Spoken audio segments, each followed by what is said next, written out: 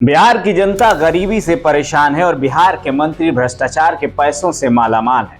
Jan Suraaj party के मुखिया प्रशांत किशोर ने बिहार के स्वास्थ्य मंत्री, उप मुख्यमंत्री और नीतीश कुमार के राइट हैंड कहे जाने वाले मंत्री अशोक चौधरी पर 200 करोड़ रुपए घोटाले का आरोप लगाया।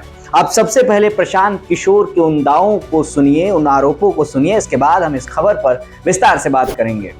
आपके जरिए अशोक चौधरी जी जो अपने आप को महादेव का भक्त बताते हैं, हमको तो लक्ष्मी के ही भक्त ज्यादा दिखते हैं, महादेव के भक्त नहीं हैं, ये लक्ष्मी के भक्त हैं। अगर आपने 34 लाख रुपए की जमीन अपने पीए से अपने बेटी के नाम पर खरीदी तो उसका भुगतान क्यों नहीं किया? 10 लाख ही क्यों भुगतान किया?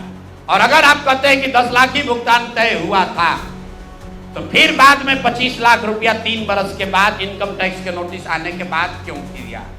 अब आपको हम एक छोटा सा केस बता रहे हैं, इसका वैल्यू 34 लाख है, लेकिन आपको ये इसलिए बता रहे हैं कि इनका मोडस ऑपरेंडी क्या है, क्योंकि उसके बाद अब जो आपको बताएंगे, ये भाई साहब पिछले 2 बरस में 200 करोड़ रुपया से ज्यादा का संपत्ति, 200 करोड़ रुपए से ज्यादा का संपत्ति अपने पत्नी, अपने बेटी, अपने समधन, उनसे जुड़ा हुआ एक ट्रस्ट, मानव वैभव विकास ट्रस्ट, इसके माध्यम से इन्होंने जमीन खरीदी है करीब 200 करोड़ रुपए का।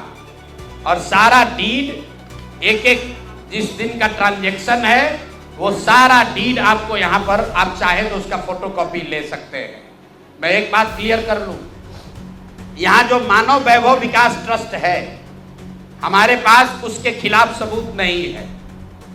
हम ये बता रहे हैं कि जब इनकी बेटी का एंगेजमेंट हुआ है उसके बाद से अचानक से मानव विकास वैभव ट्रस्ट जो है, जो कुणाल साहब के परिवार से जुड़ा हुआ ट्रस्ट है और उसमें यहाँ के बड़े कुछ पदाधिकारी भी हैं, जियालाल आर्य बहुत ईमानदार व्यक्ति हैं, वो भी ट्रस्टी हैं। तो मैं आपके जरिए उनसे भी आग्रह करूंगा कि सर, आप तो जीवन भर ईमानदारी के लिए आपका नाम हम लोग जानते हैं, ये बताएं कि आपके ये न्यास के माध्यम से सैकड़ों करोड़ रुपए की जमीन कहां से खरीदी जा रही है, ये पैसा कहां से आ रहा है, ये पैसा। दोस्तों, वैसे बिहार की सियासत में भ्रष्टाचार का काला साया गहरा रहा है। सुशासन बाबू नीतीश कुमार की सरकार पर अब सवालों का पहाड़ टूट पड़ा है। सीएजी की ताजा रिपोर्ट ने खुलासा किया है कि राज्य में 70,000 करोड़ से ज्यादा की सरकारी फंडिंग का कोई हिसाब किताब नहीं है। ये पैसे कहां गए, इसका जवाब किसी के पास नहीं है। इतना ही नहीं, 1000 एकड़ जमीन को सस्ते दामों पर लीज करने का मामला भी सामने आया, जिसमें सुप्रीम कोर्ट के वकील प्रशांत भूषण ने सीधे नीतीश सरकार पर भ्रष्टाचार का इल्जाम लगाया है। वहीं तेजस्वी यादव ने तो ये कहा कि एनडीए का एक इंजन क्राइम चला रहा है तो दूसरा भ्रष्टाचार। और अब जनसुराज के मुखिया, जनसुराज के सिपाही कहे जाने वाले प्रशांत किशोर ने एनडीए के दिग्गजों पर ऐसे तीर चलाए हैं कि गठबंधन की नींव हिलने लगी है, वो भी विधानसभा चुनाव से ठीक पहले। और ये सिर्फ आरोप नहीं बल्कि सत्ता के गलियारों में सड़न को उजागर करने वाली चिंगारी है, जिसने विपक्ष को मजबूत कर दिया है। दोस्तों, याद करिए बिहार का वो स्वास्थ्य मंत्री जो कोरोना काल में दवाओं की किल्लत का रोना रोते थे, वो आज खुद भ्रष्टाचार के दलदल में फंसे नजर आ रहे हैं।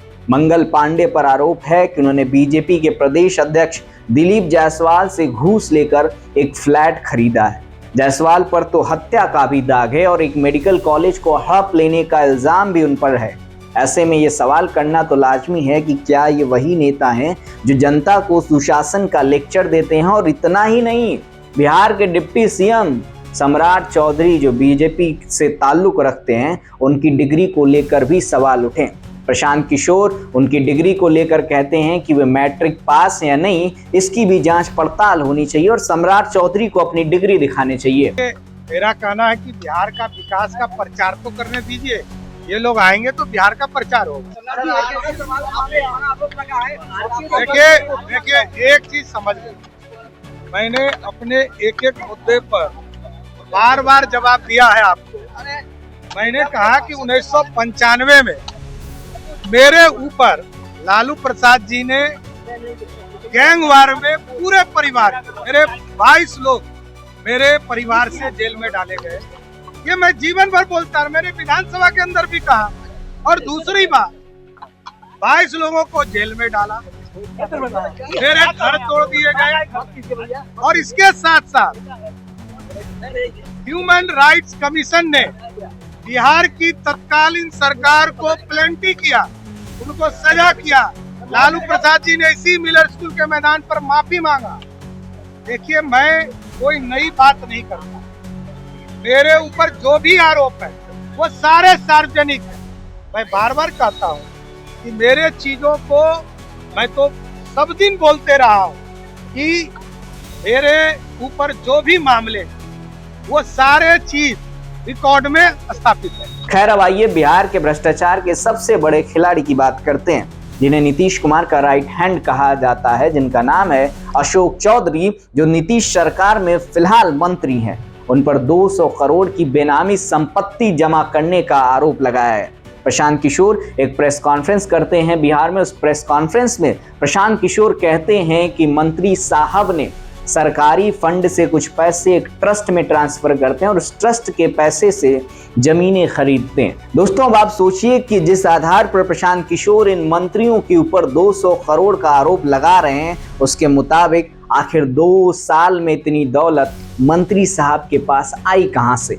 हालांकि प्रशांत किशोर ने प्रेस कॉन्फ्रेंस में यह भी कहा कि एनडीए बिहार की सबसे भ्रष्ट सरकार है, आरजेडी से भी ज्यादा सड़ंध मार रही है। दोस्तों, प्रशांत किशोर की ये बातें सिर्फ हवा में नहीं उड़ी, बल्कि सीधे नीतीश कुमार के 3C फॉर्मूले, जिसे बिहार में क्राइम, करप्शन, कम्युनल कहा जाता है, उस पर सीधा प्रहार करता है। नीतीश कुमार, जो खुद को क्राइम फ्री बिहार का चेहरा बताते हैं, आज अपने ही मंत्रियों के चक्कर में फंसे हुए हैं। और इन आरोपों को लेकर प्रशांत किशोर के साथ विपक्ष, अब चाहे वो आरजेडी हो या फिर कांग्रेस, सभी नीतीश कुमार और बीजेपी सरकार को घेर रही है। दोस्तों, वहीं एनडीए के अंदर भी इन आरोपों की वजह से बवाल मचा हुआ। बिहार विधानसभा सिर पर है और मात्र 2 महीने का वक्त बचा है बिहार विधानसभा चुनाव होने में।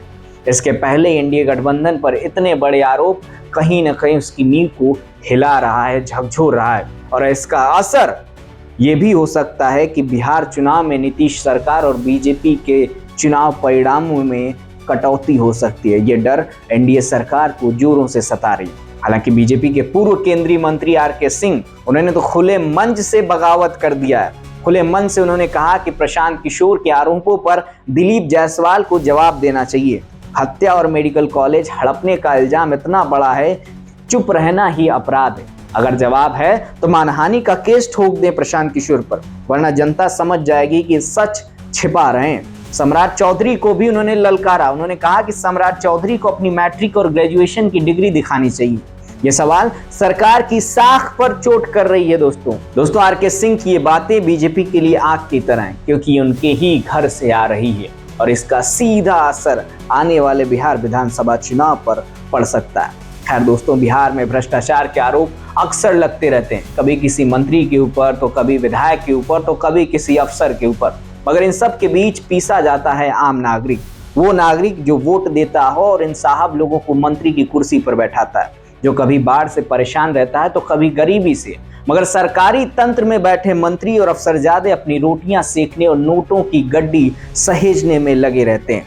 खैर, उनको ये नहीं दिखता कि बिहार की जनता कितनी परेशान है। वैसे आप बिहार के इन भ्रष्टाचारों के बारे में क्या सोचते हैं? हमें अपना जवाब नीचे कमेंट सेक्शन में लिख कर बताइएगा और इस भ्रष्टाचार के खिलाफ आवाज उठाने के लिए वीडियो को शेयर जरूर करिएगा। आज के लिए इस खबर में इतना ही। देखते रहिए द लाल मीडिया। नमस्कार।